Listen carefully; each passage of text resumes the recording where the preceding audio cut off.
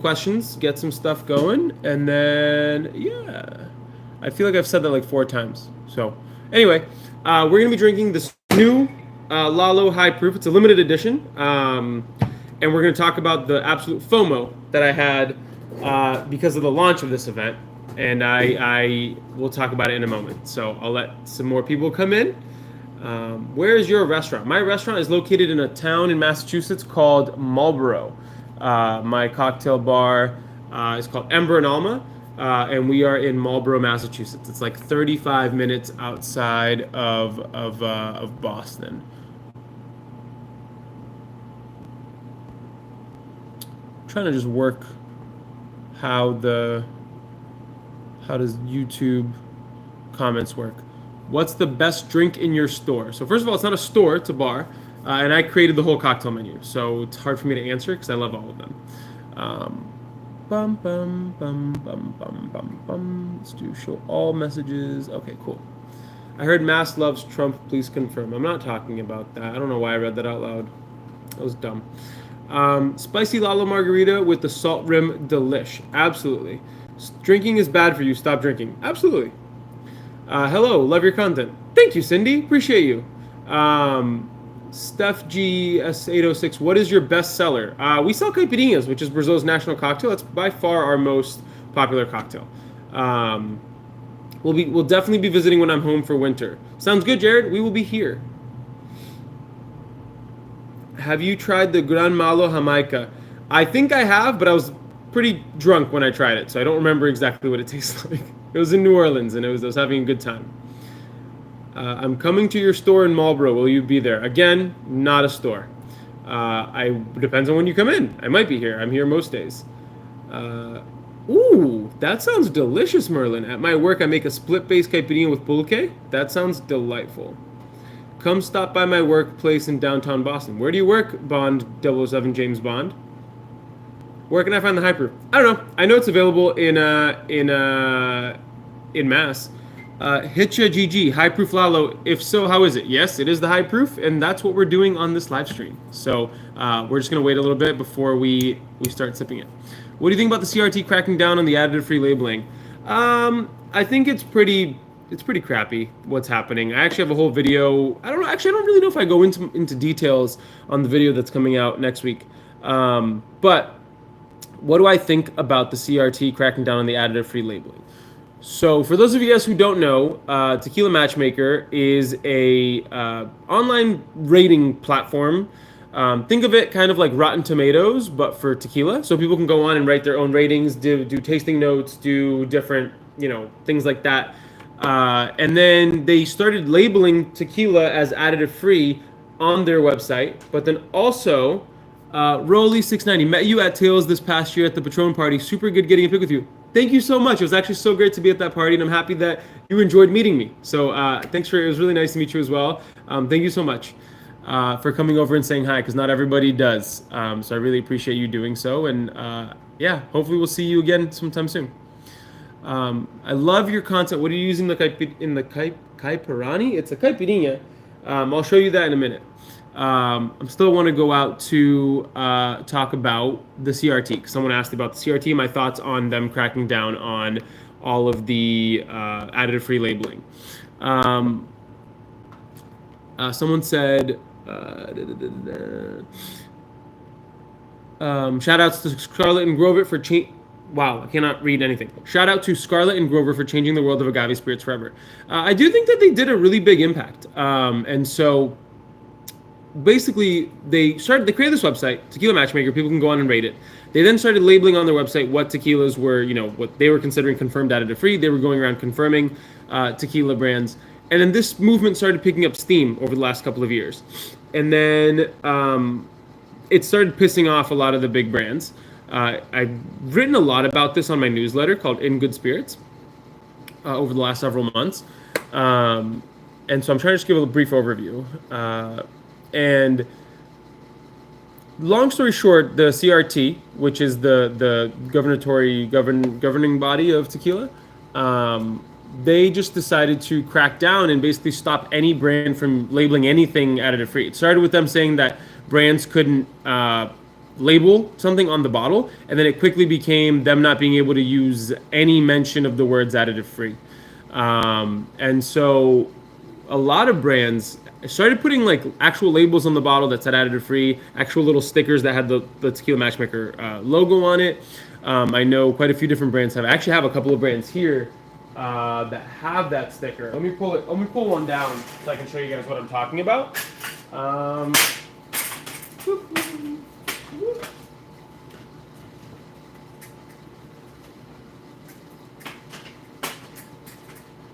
So, for example, I have this Cascanes bottle right here. It still has the old Tequila Matchmaker sticker on it. These basically, this created a big storm with this whole thing, and the CRT really got upset with brands putting the sticker on there because they knew that consumers were looking for that kind of stuff, and so they wanted to brand it like that. And so the CRT really cracked down on it. Long story short, all I know is that a couple of weeks ago, the Tequila Matchmaker posted a video saying they had to remove every single brand that they had listed under additive free. And so then I actually had a meeting with a brand, which I won't name, because it's not really important. But they basically had to spend like 2 weeks scrubbing their entire online presence for any mention of the word additive free, just so that they can comply with what the CRT is asking of. I think it's rough. I think there's a lot going on. I think that maybe I don't even know the full picture of everything, or anyone really does. But I don't like it. I think it's scummy, but they are the regulatory body, and apparently, according to people I talked to, they have a very strong legal case to make all the brands comply. And so kind of is where it is at the moment. Wish it weren't this way. I think that, having someone who is doing really good work like Grover and Scarlett were doing, it's a shame. It's a shame because I think that it was just like they've always said, the only thing that they wanted is transparency, and they just want to advocate for transparency. And this move is definitely a very big step backwards in that. So, it's quite frustrating, to say the least. But anyway, I have a whole video documenting all of this that'll be coming out. Actually, I think I scheduled it for next week. My editor is just finishing up another video that'll go live this week, and then we'll have that video going up next week on YouTube. You guys will be able to watch that. And then that'll go in deeper about all of that. I'm going to answer a question real quick that I read earlier. Someone asked me, what do I use for caipirinhas? I use Novo Fogo Silver. These guys are probably my favorite cachaça brand that I can get in the States.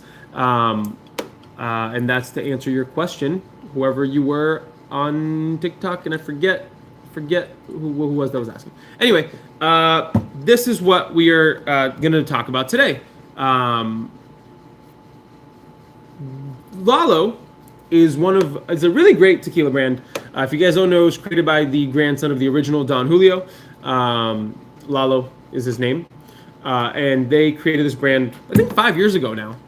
And originally they only made a regular Blanco. And they always said that they were going to just make a Blanco. And yet, technically they didn't break that. Because now they just came out with their high proof Blanco. And this is a limited edition. It is 54% ABV, and I just got my hands on this bottle last week. My distributor finally told me that they got it in mass, and so she sent me, I bought a couple of bottles for the bar. And I mean, they look pretty similar, but I like that they went with like a gold labeling, which matches their gold and blue aesthetic, which I like. Because before it was, the label was just all black, and then this one has touches of gold, which I think is really cool. Man, why does YouTube make these comment things so small? And so we'll go through these and taste them, and I'll give you my thoughts.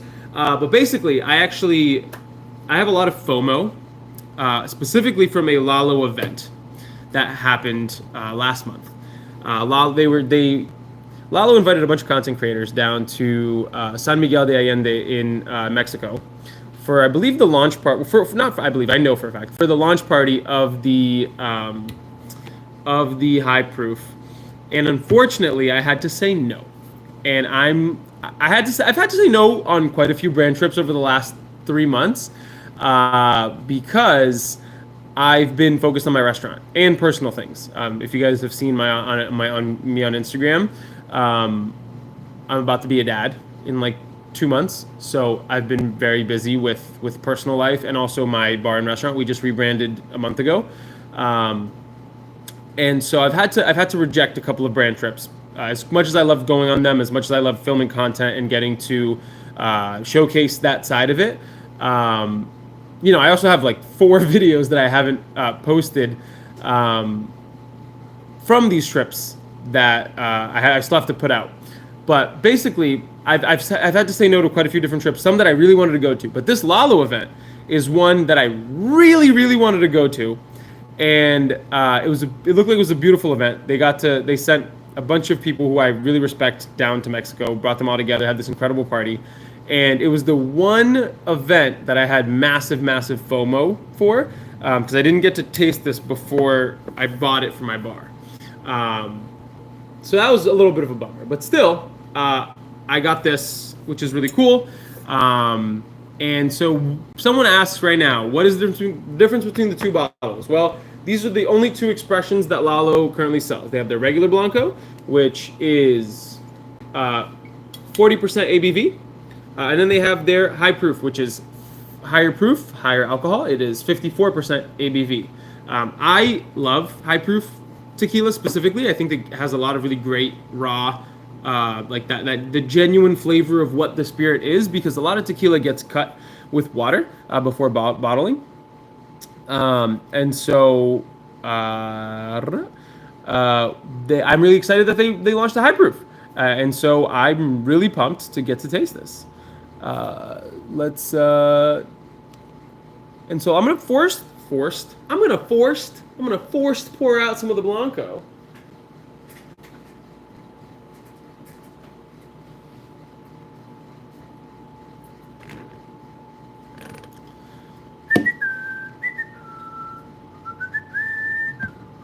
When will it hit the market? It's already in the market, depending on a couple of states. It's a limited edition, so I know in Massachusetts it's available. I believe in Texas, someone told me it's available as well.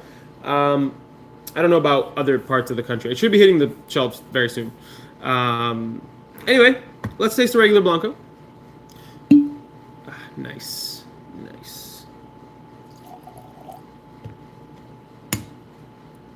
Michigan 2. Oh, cool. If you can find it in Michigan, that sounds good. Like the note, I really do enjoy Lalo as a good tequila. It's not super expensive. You can find it for like, depending on where you are, like 40 to 50 bucks. Not super pricey. A good Blanco, very nice to make cocktails with. Not cheap. So I don't think that, like, it's not like budget friendly really. It's like, it's good. It's not expensive. I gotta remind myself to plug in my cell phones, or they are going to die. Anyway, actually, speaking of which, give me 1 second, friends. Oh shit! Just gotta move my laptop over here so that I can plug my phone into it so that it can charge while we're doing this. Drink beer? Is that a request or a question? Either way, yes, I do drink beer, and no, I won't be drinking any beer right now. Let's see here.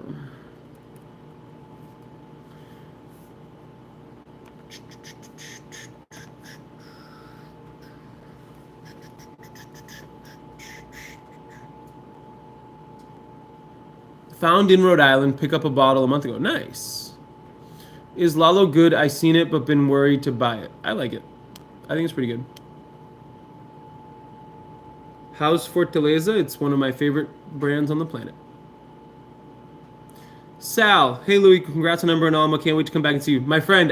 Can't wait for you to come back and try all the changes. I think it's gotten pretty good. Different than what it was when you were here, but it's a nice evolution to what we used to do. So cheers to you. I hope you and the family are doing well, and we'll see you. And hopefully we'll see you soon. Sorry, this is a regular Blanco that we're tasting. Nice and citrus aroma, good cooked agave aroma as well.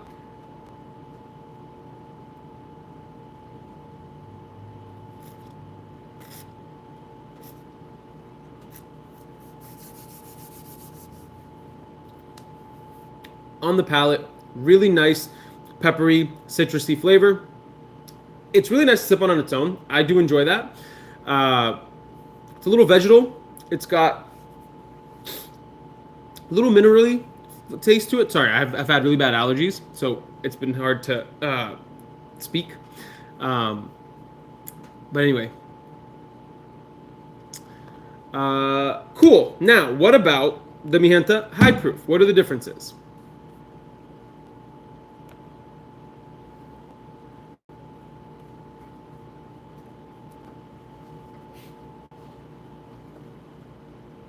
Bum bum ba-dum bum ba-da-dum bum. All right, cool. So, this is not a regular bottle of Lalo. Um, this is their new high proof, which is 54% ABV. JJ Rodriguez, can you please try Don Fulano? I have a bottle right. Where is it? Right there. But I'm not gonna try it right now. Sorry. I have a bottle of Lalo he signed in the store. Would you open it or no? Look, I love Lalo. As a person, I think he's great. But like, tequila is meant to be drank. I like. Why wouldn't you open it? I just don't understand. Um. Anyway, let's taste the high proof.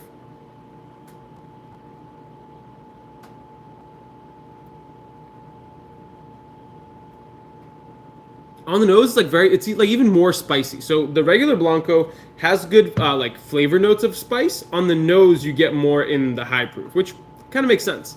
Still get some citrus.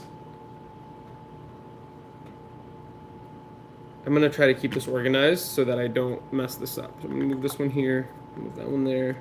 The one in Doug's incredible tasting glass that has this dope logo on it is the regular Blanco, and then this one is the high proof.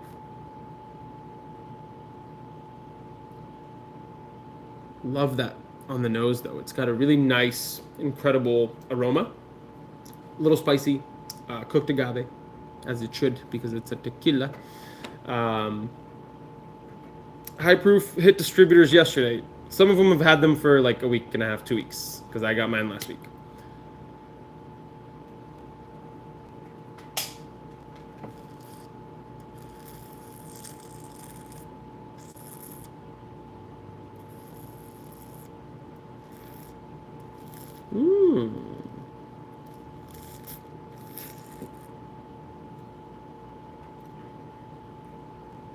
Whoa, that's a punch in the face and a half, in the best way possible. Wow. It's very spicy. It's like really upfront in your face. I gotta drink it twice. You gotta eat. Tasting is important. Someone I was talking to gave me a couple of tips on how to taste, right? So one of the best ways of doing it is, so your tongue can only really, basically only picks up 5 flavors.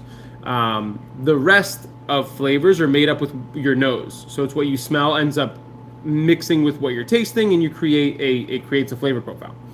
One of the things that someone told me recently, and I think it's a great tip, is if you're ever like just trying to get the aromas of a spirit, and a glass like a Glencairn is good because it starts out wider at the bottom and it becomes thinner as you go up, so it helps bring the aroma up to your nose. It's good to like close your eyes and to try to like imagine the aromas. Something that a bartender of mine likes to tell guests is just kind of talk about what you're sensing, even if the words don't seem to make sense to you as like a aroma or flavor. You can try to like kind of put words. And like one time we were talking about pisco and someone tasted and they were like, oh, like it reminds me like a field of flowers, because that's just what came to the person's mind, and that allows people and bartenders to then help you like walk through different aromas and flavors. So yeah, close your eyes. It's good as a way to get some better like non-biased aromas, if you will.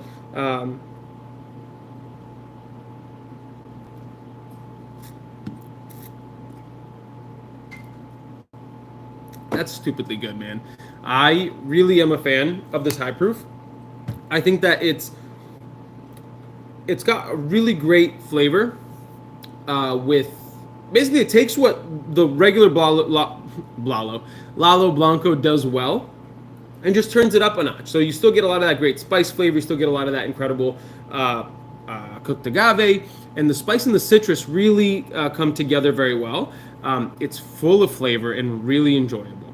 I'm going to try to answer some of your questions. I know there's quite a lot of them.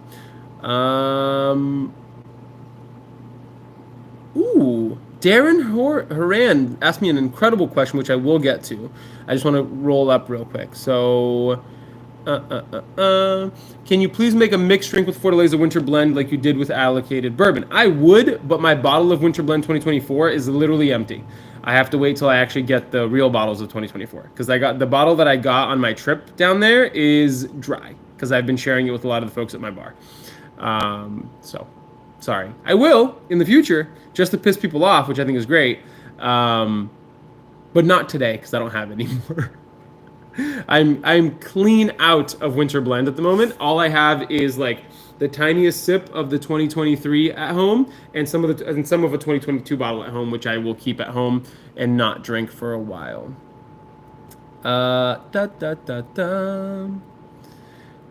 Gerardo Albron, good afternoon, Lee. Have you tried the new Mijenta Blanco? I have, and I've posted about it last week or 2 weeks ago.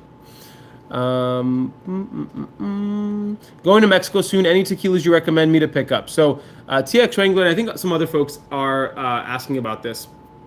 Lucas Assis has made quite a few videos about this, and I think he's really done a really good job of explaining this. A lot of the best brands are available in the U.S. The U.S. tequila market is weirdly enough bigger than the Mexican tequila market. More tequila is consumed in the States than is consumed in Mexico. That's kind of changing, and I actually posted a video about it, I think yesterday, if I'm not mistaken, about a store that he saw in Guanajuato. And it's changing. Of the 4 times that I've been down to like Guadalajara, I've seen some good stores that have really great options, but it's hard to say unless you're going to a specific distillery and like picking up a bottle that they make. I don't really know of what to tell you, what should you bring back from Mexico? Because I don't want to tell you, bring back this. And you're going to be like, oh, Louis told me that I could find this in Mexico. Mexico's a giant country. And just because it's made in Mexico doesn't mean that you can find it everywhere. So that's my non-answer. Sorry. Ever tried Wild Common? It's going to surprise maybe a couple people, but no, I have not gotten a bottle of Wild Common. I know it's made at an incredible distillery. Some of the stuff that's made at the distillery I absolutely love. Yeah. Jones asks, how will we know what brands are being honest with their ingredients? No additives. Unfortunately, the CRT is making that impossible. You just kind of have to trust people now because there's now not allowed to be a third-party person kind of testing and regulating, or not regulating because they couldn't regulate anything, but there's now not anyone allowed to even claim that something is additive-free. Why alcohol content is higher in the U.S. than in Mexico? The U.S. has a law that anything below 40% cannot be labeled as a spirit. It's like a liqueur or something like that. Old-timey law. I don't know why. So a lot of tequila or other spirits too, like cachaça, for example, you'll find them in their home countries at 38, 37%. In the U.S., yeah, I know this fly has been freaking pissing me off for an entire day. The U.S. has this law that if it's not 40%, it can't be labeled a spirit. It gets taxed different. So for the U.S., they always make things at least 40% ABV. Is Terramana tequila in your top 10? Are you joking? Is this a joke? Okay.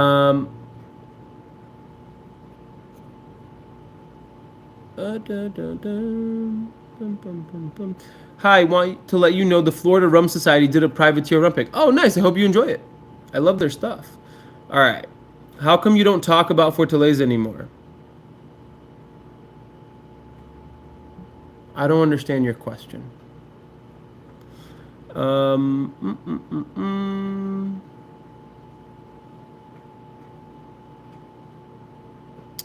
So I just want to go back and answer this incredible question by Darren Horan. What are your long-term goals with the restaurant? Do you see yourself opening another location? So I'm going to split that up into 2 answers. because I think there's worth in answering them separately. What are my long-term goals with the restaurant? I've always said that I never got into the restaurant industry as an owner for money. Um, Obviously, it's a business; it needs to be profitable to be sustainable. But there are many, many other avenues that I could have gone to like make a lot of money. But I love the hospitality industry. There are very few things that fill me with joy. The way that presenting an original cocktail or a dish that we worked so hard to innovate and create and serve it to someone and have them look at me and go, "Oh my God, this was fucking amazing! Or, this was one of the most amazing things I've ever tasted." That feeling has no price to me. Um, I also, with the way the world is and how divided it can be and how isolating it is, I think that there's a severe need for third places in community spaces, and unfortunately, in America at least, it's very hard to find these community spaces because they just don't exist. They don't exist, and traditionally bars and restaurants have fulfilled that role. There's very few places in the world that you can sit next to someone random and be at a bar and be able to actually like talk to them and like get out, escape your bubble, right? Because today you're on your phone, you only see things that you follow, you only see the things that you care about. You don't have to look at conflicting information if you don't want to, right? You don't have to, if you're one of those crazy people who only want to be like bigoted and only follow a certain type of people, you certainly can, right? And you could just continue to only believe what you believe, and sitting at a bar next to someone actually allows you to break down like barriers. You can like meet someone, you can talk to them about their lives, you can enjoy that. So all of this to say is that what my long-term goal is long-term success for my bar, for it to be a staple of the community, for it to be present in like 5 years, to still be around, to still be creating really cool original cocktails and original dishes and continue innovating.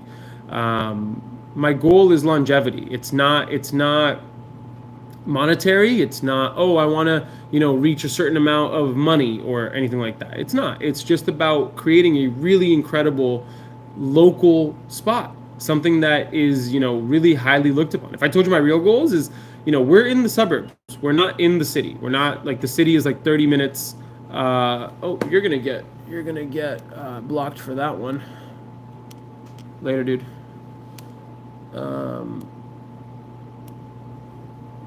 And so what I want to do is showcase that just because you're in the suburbs doesn't mean that you can't have high quality food and drinks.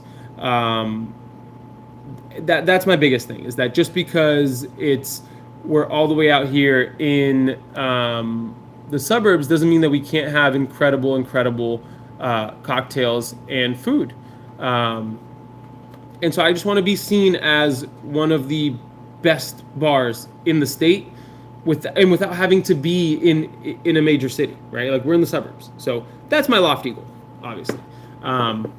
Do I plan on opening another location? Not of this concept. If I open anything up else other than this place, it won't share the same like recipes. It won't share the same menu. It would be a completely different concept. One of the ideas I have is kind of like a mirror image of this place, where we're still taking a lot of the same ideas, which is a fusion of South American and Latin American inspired cuisine and flavors with like contemporary craft cocktails, contemporary cuisine, but taking it from a different angle, right? So here we do a lot. Are you live at IG? No, unfortunately, Alan, I'm not, because I only have 2 cell phones, and one of them is now streaming on YouTube and the other one on TikTok. So I had to make a sacrifice, and IG was the sacrifice for today. So I'm live here on TikTok and on YouTube. So the idea would be to tackle that kind of problem or conundrum, or however you want to look at it, from a different angle. So one of the things we do a lot here at this place is we have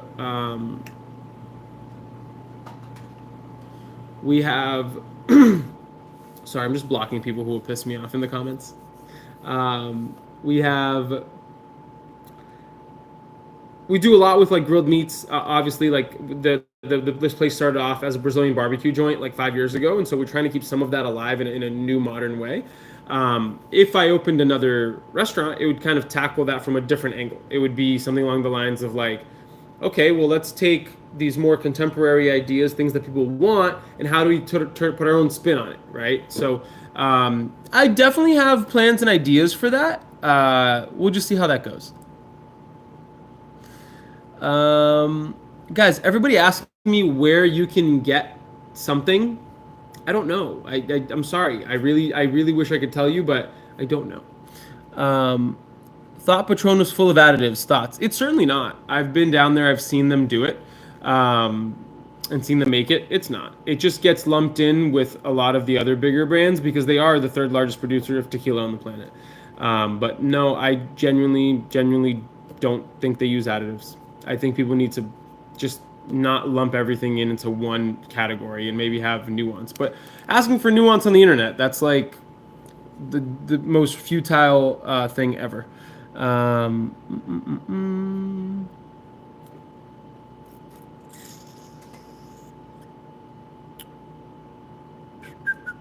Jackie Stafford, I wish I lived closer. I would love to visit your restaurant. Your approach to food being kind and caring, it's inspiring. Thank you. Well, thank you so much for sharing that. I really appreciate that.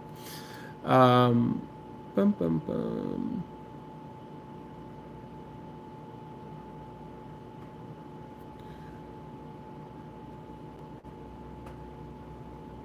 Is Kanya a good cachaça? Novo Fogo not available. I actually really do like Kanya. I know the guys who import it, and they do really good quality work. So I think that they are working with a great producer in Brazil. I think Kanya is pretty good.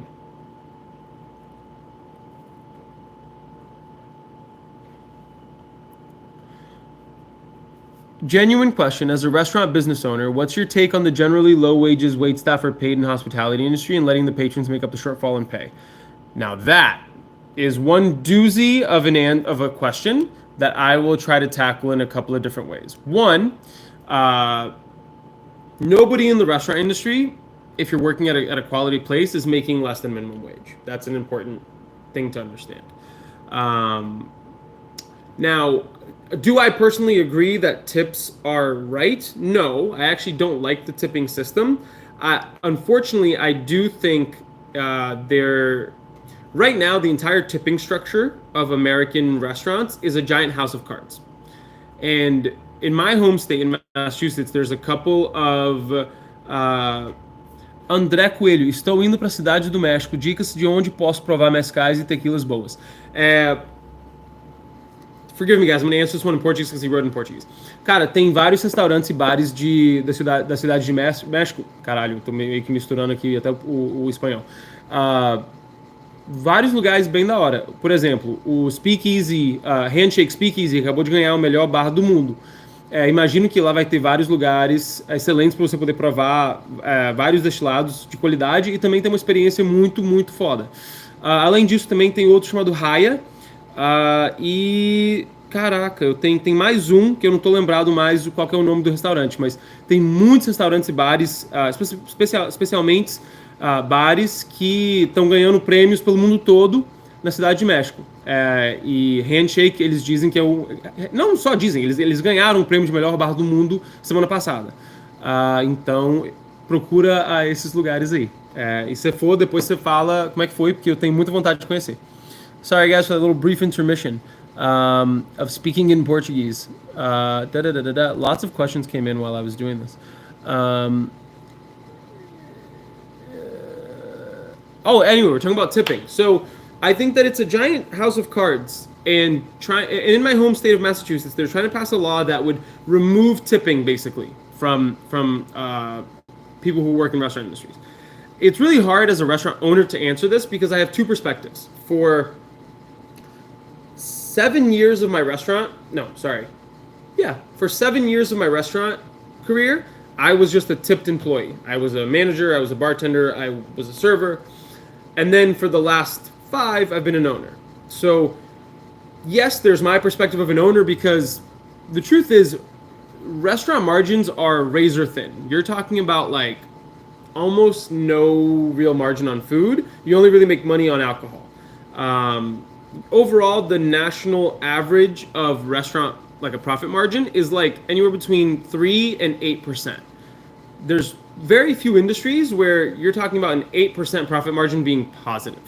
Like that's really low, and you're very much at risk for so many things. Now, the tipped pay being what it is across the country does help restaurants because it means that they're allowed to have a little bit more of a margin.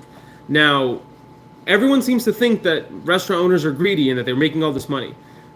I'm telling you right now, restaurant owners do not make that much money. Most restaurant owners that aren't giant corporations, they're working in their establishment or they have cut their teeth over 10 years and built something great and they're making a modest return on every investment.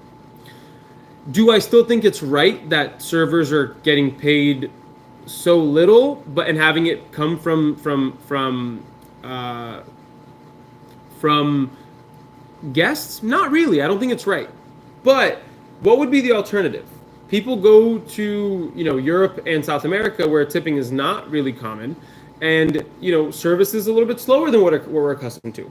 Would that be the right move? Yes, possibly over the course of a long time, but in America, we're not accustomed to that anymore. We're accustomed to very short waits in terms of service. We're talking about having multiple servers on at every single shift. You're talking about great bartenders. If you were to just pull that house of cards or pull that tipping thing right out, you're talking about this entire house crumbling. All of the best servers and bartenders are going to leave the industry. All of the best people who work in restaurants are going to be gone. And so I don't have the answer. I think that there's a lot of people doing really incredible stuff.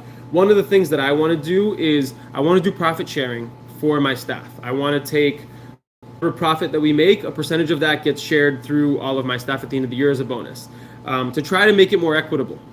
I don't know if there's a better, more fair way. I'm very much open to lots of different suggestions. I haven't been able to implement that yet because the restaurant hasn't really made a profit in 5 years. So we're really trying to. I'm hoping to get there in the hope that we'll be able to do that. Because at least I think that's something that's a little bit more fair. Limantor também é outro bem legal, André. É outro que eu até já fiz uns coquetéis que eles criaram alguma vez e eu já ouvi várias coisas bem legais deles também.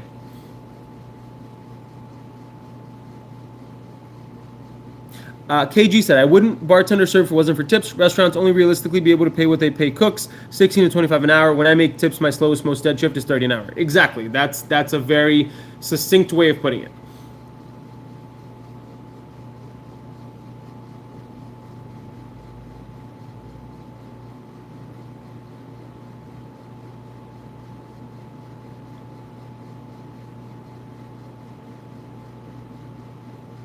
Graham Shells, well, thank you for answering the question on tipping. I really appreciate your perspective on this, and as you've been on both sides of the coin, I know it's a hard topic to address, so thanks again. You're very welcome. It's very tough, because people are looking at me, oh, you're an owner. Of course you want to keep tipped employees, because it means you don't have to pay them. And that's not true. Like, I pay my staff more than minimum tipping wages. I know my bartending staff make more than what, like, the tipped minimum wage is. So I try. But at the same time, it's a very tough thing to balance. Darren Horan, I own 3 restaurants. It took me 14 years to set up profit sharing for our management, head bartenders, wait staff. Has worked well so far. Oh, wow, that's really great to hear. That's awesome. I'm really happy that you're able to do that. Yeah, I mean, we're in year 6. We just completed 5 years in August, and so I'm hoping. I don't know. I don't think we'll be able to do it this year or next year, probably, depending on, because there's so much that we still have to try to get some money back from the investment. But hoping to do it at some point. It's definitely been my goal to do profit sharing for my staff.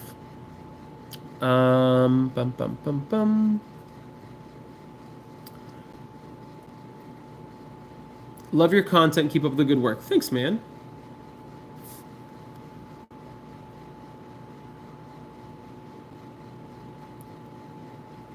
Just going, trying to catch through these questions. There's a lot here.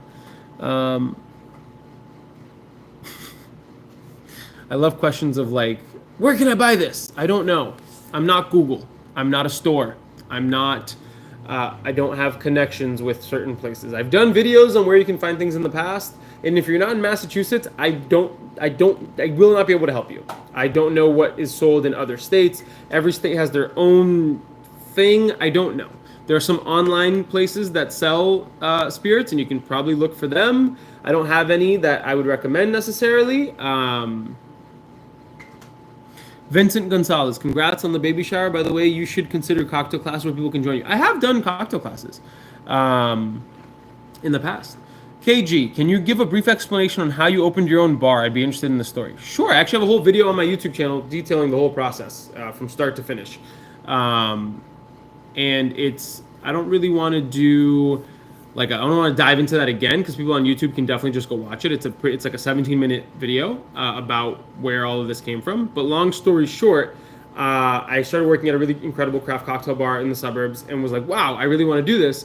But I want to do this where it's more representative of me and my culture, and basically mixing South American, Latin American culture and spirits and flavors with contemporary American sensibilities and bars and restaurants. So I went to my mother, who had unfinished business in the restaurant industry herself, and was like, hey, I want to open a bar. And so she ended up helping me get this started. We found a place, and then there's been so many issues that have arisen, as they will in restaurants. And then luckily 5 years later, we're still here, and panoramic couldn't ruin it, because I think that maybe TikTok doesn't like the word that I just said. All of that, we've been through a lot, but there is a whole video on my YouTube channel. I just don't want to bore people who have seen it with that, but you can find it on my YouTube channel. It's one of my favorite videos I've ever made. It was very emotional to actually even make that. So definitely can watch that.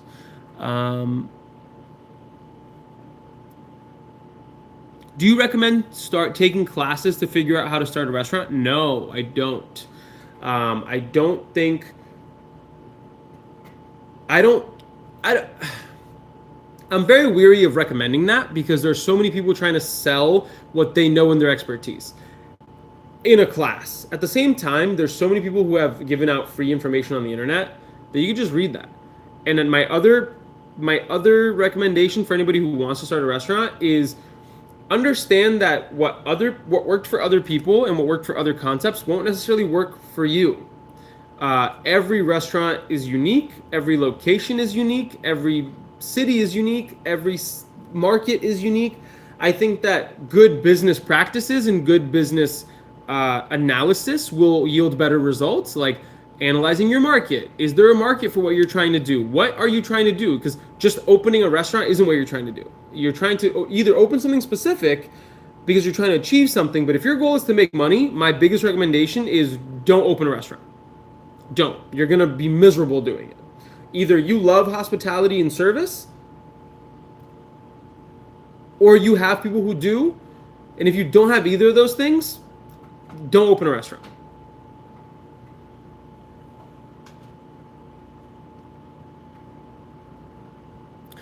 When you are invited to Mexico for those events, do they pay for your plane tickets, hotel, and other expenses? They do pay for pretty much everything.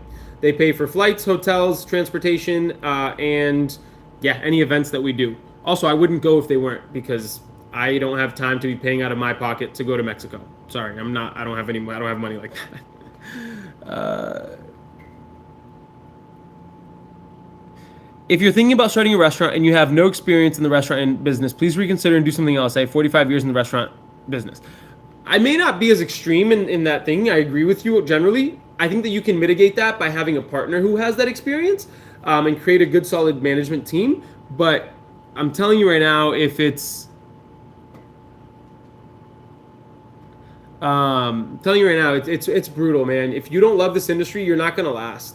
I was talking to someone the other day about this, about how like the restaurant bartending community it seems like it's big because there's so many bars and restaurants in the world, but truthfully, there are uh, if you last long in the restaurant industry, I think it actually creates a lot of respect amongst the rest of us because I'm not saying I have that many years. I've been working in restaurants for 12 years, not even that long. I've only owned mine for 5. So it's like, it's pretty early on in a lot of things like this. But I think that if you've been a bartender or in the industry for long enough, you just get natural respect because most people don't last long in this industry. Either they can't handle the stresses, they can't handle the long days or the night owl kind of schedules.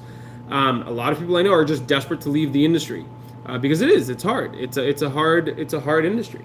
And so when you do last long and you do stick around long enough, I think people do respect it. People do respect it a little bit more. And so I think that ends up, at least for me, I know that if I know someone's been a bartender for a long time, I just respect them a hell of a lot more. I'm gonna get some water, guys. My throat is very dry.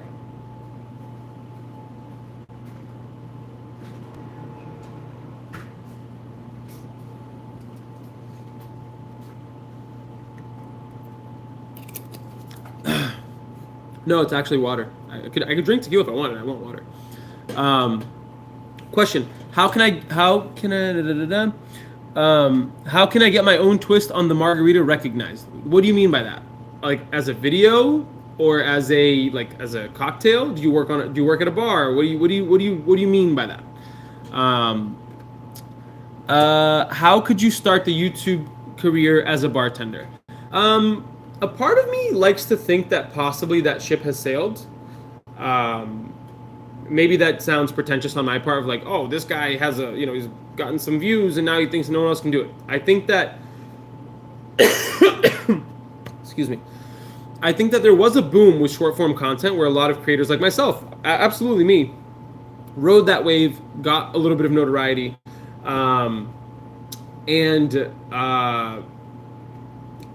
the way I say it is that YouTube is weird and different now. I think that there's a lot of room for shorts and stuff, but I have not seen personal like super big success on that. I say that, but I have a couple of videos that gotten a couple millions of views. So it's hard, man. I just think that the choice to be a content creator cannot be only justified as, oh, I want to make money and blow up. Like if that's your only goal, you're going to be miserable and drive yourself insane because exposing yourself to what a content creator gets exposed to in terms of the amount of negative comments you read in a day, the amount of like stuff that just gets into your brain, it's really going to take a toll on your mental health.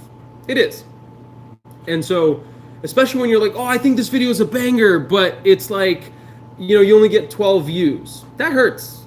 And you spend hours setting up your lights, performing, writing a script, executing a video, and all of a sudden you're like, it doesn't get views. It hurts. So the truth is, if you want to make content, but don't do it just because you want to make money. I think that's my overarching message of the day is don't do anything just for money, because that seems lame, at least in my opinion. And it's like the toll that stuff takes on you, it's just not worth it unless you really love what you're doing. And I personally love creating content. I really enjoy doing this. And I love it. I genuinely love it. And so I don't, yeah. Is it hard to create a restaurant that you want to be authentic while also catering to the American palate? Excellent freaking question, man. You guys are killing it today. I love this. Love this question. It is incredibly difficult. So, especially with us, it's like, I'm going to dive into a little bit of why we even rebranded the restaurant a month ago. But basically, anytime I have a fly that's been terrorizing me for like a day. The American palate is hard to even define, right? So I don't want to sit here and say all Americans are the same. That's not what I'm saying. I'm also American. But when my whole goal when we opened the restaurant 5 years and a couple of months ago was to create a modern craft cocktail bar and tapas bar that focused on small plates and craft cocktails that had South and Latin American inspired spirits and flavors. We bought a restaurant that had an existing name, and because of COVID, we weren't able to rebrand. It was just it it took many, many years to even survive, and so it took much effort to survive. And so we rebranded last month to Ember and Alma, which is really what more emblematic of what we wanted to be known as and what we wanted to be like called. We took one word in English, one word in Portuguese. It shows the mixture of the two cultures. But one thing that I found is that people do want something that's innovative. They want something well done. But getting that message out there, if your branding isn't right, is impossible. It's very difficult. Of course, you're always gonna have people who don't like what you're doing, right? There's always gonna be people who just don't. It just doesn't mesh with them. It just isn't their, just not what they think is what they want, right? And that's unfortunate. But it's just about being like, is this the best thing that I can create? And how do I explain that? I think that a lot of it is just, we're all human beings, and a lot of people just have natural curiosity. And so if you, in my example, we serve a lot of dishes that might be very out there. They're just not typical for the American palate. And so that doesn't mean that people don't order them. It just requires my staff to be able to explain better what those are and create. And I use the word create a desire a lot. So we want to, I teach my staff, like, when you're making recommendations, you're not just saying, hey, get this, I think it's good. You're trying to create a desire in the person to want to order that dish or that cocktail. Especially if it's something that they've never heard before. Like, a lot of times on my menu, people are going to go, oh, what's this cachaca thing? When talking about cachaça, which is Brazil's national spirit, sugarcane-based rum. And so it's about getting people to pique their curiosity, to then be able to lay down the groundwork so that you can serve them something a little bit more out there.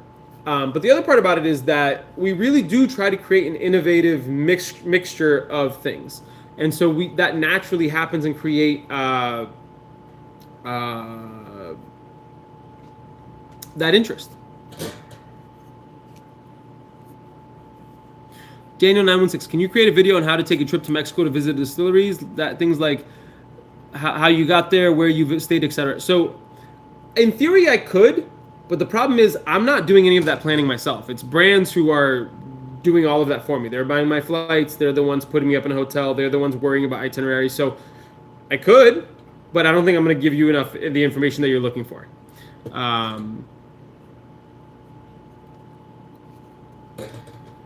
Black Magic 2x4. The rebrand is beautiful. Thank you, my friend. I really appreciate that.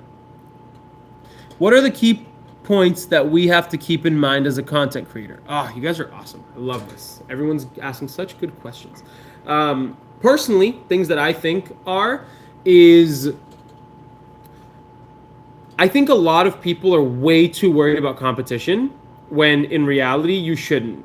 Don't look at other content creators as competition, because just because they reach a certain audience doesn't mean that you're going to reach that audience.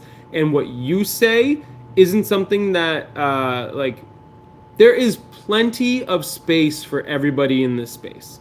Don't look at someone else, oh, he made a video on X, so I'm not going to make a video about that. You have your own voice. You have your own perspective. You have your own ideas on a topic. So make that video. Find a way to make it your own. Put your own spin on it. Add your own thoughts and ideas. But don't be like, oh, he focuses on this, so I'm not going to focus on that. Like, no, that's not, oh, shit. Why are you making me do this, TikTok? This is very annoying.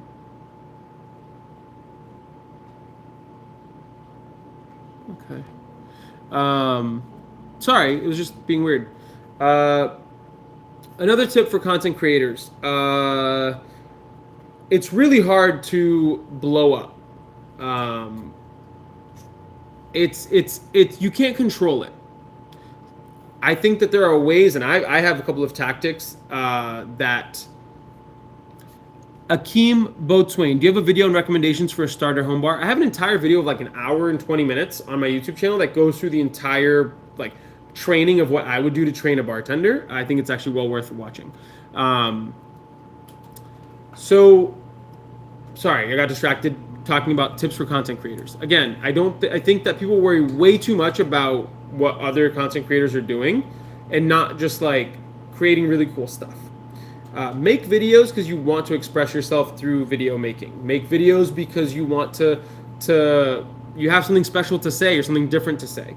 Um, the other aspect of it is try cool stuff.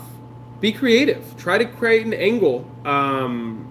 Look for a niche in the niche. I do content about tequila in Spanish for Mexicans in Mexico.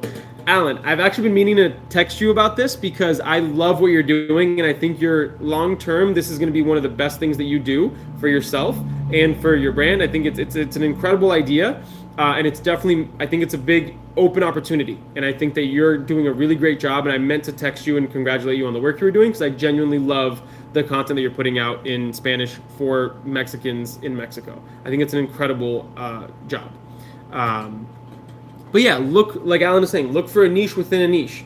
If you find that, and see, I say that, but it's also hard because there are certain things that people are looking for naturally, right? So when I started making content, you can look up the first video that I ever put on YouTube. The first 2 videos or 3 videos were about cachaça, and actually the first like 5 videos were about cachaça and pisco.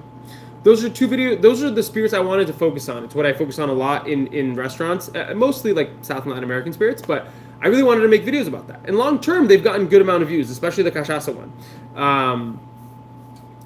And so anybody actually watching this, go check out Alan BK's content if you're looking for content in Spanish on tequila. Please, it's really good stuff. And so, yes, looking for a niche within a niche is important, but I could make videos talking about cachaça forever. No one's watching it because there's not enough interest in cachaça. So my other kind of a micro point on this is that look for a niche within a niche that people are looking for, that people are looking for information on, and they want to learn more. So, you know, it's hard to tell you what that is. There's a lot of different tools of doing so.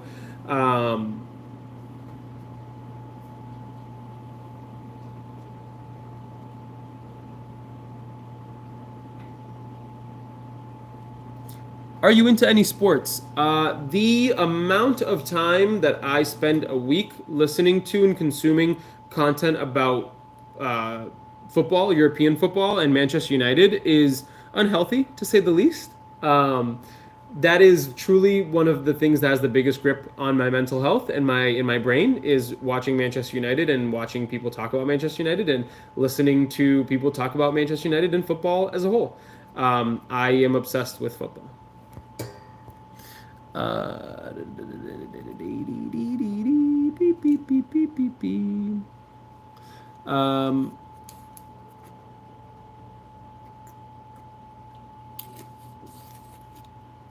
Anyway, that was a great question about tips for content creators.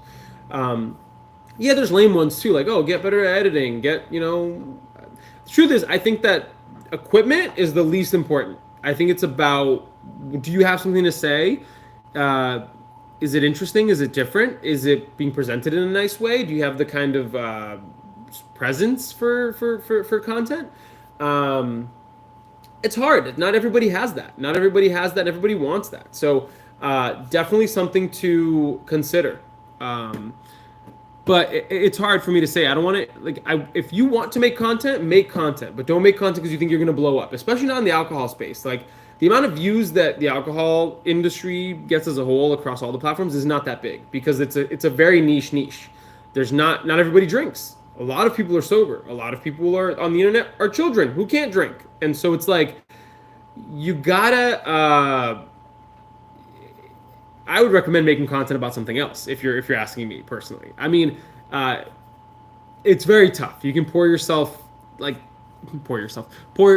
into hours and hours of editing, making content, and you might not get that many views, and it sucks. It hurts. It's so painful.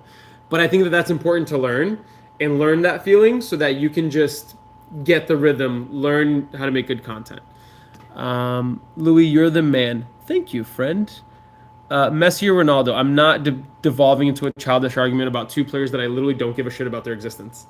So I won't be giving you my answer on that. Ray, not a Man United fan, but an Arsenal fan. In any case, do you think Ten Hag got a fair shake, or was it time for a change? I've thought about this a lot over the last couple of days and weeks.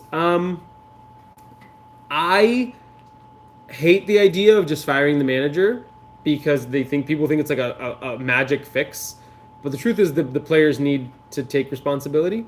At the same time, United, it's their worst start to a season ever in the Premier League since last season. So it's like, I wish he had worked out. I wish he had gotten time to work out. But at this point, it's what's done is done. I'm not happy about how it went down. I never want a manager to lose their job.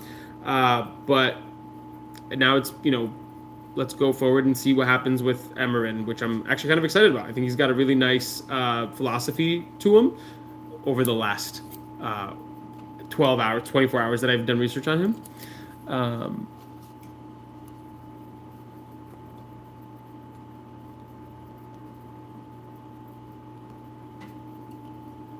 Do you have any written resources you'd recommend for learning about spirits cocktail? Absolutely. Oh, that's an excellent question.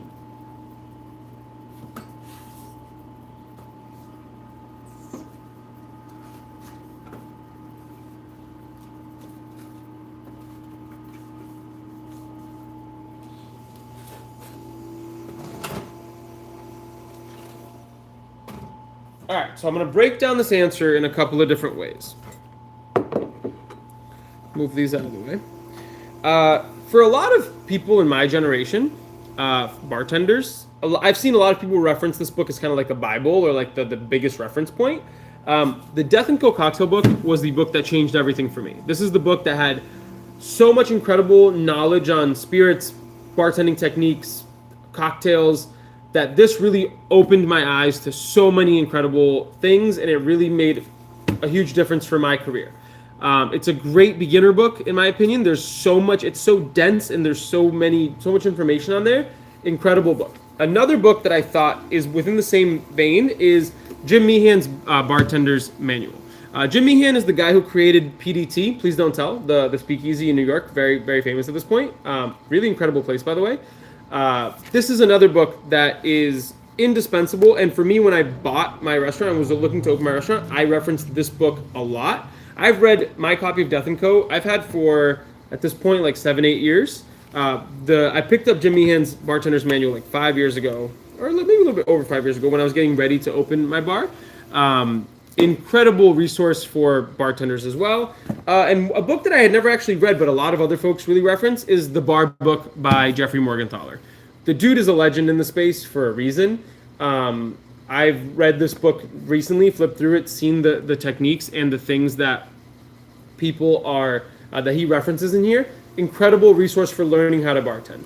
Now, if we're talking about specific spirits, there are a couple of different books that I can recommend you on tequila and spirits in general.